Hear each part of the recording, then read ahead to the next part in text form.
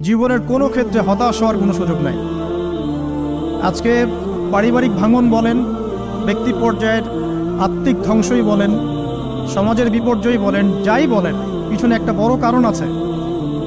সেটা হলো আল্লাহ থেকে দূরে থাকা মানুষ, আল্লাহ থেকে হতাশ হয়ে যাওয়া। আর এই কাজটা শয়তান করিয়েছে মানুষকে আল্লাহ থেকে দূরে সরানোর জন্য।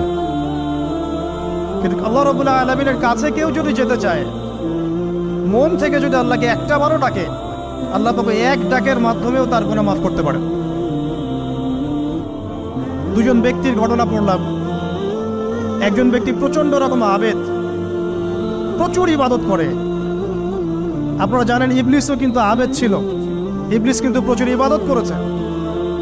এখন ওই ব্যক্তির একজন বন্ধু ছিল, এটা বানু ইসরাঈলের ঘটনা। তো সেই বন্ধু পাপী ছিল, বিভিন্ন কবিরা গুনাহ করত। আর এই আবেদ ব্যক্তি বারবার তাকে নসিহত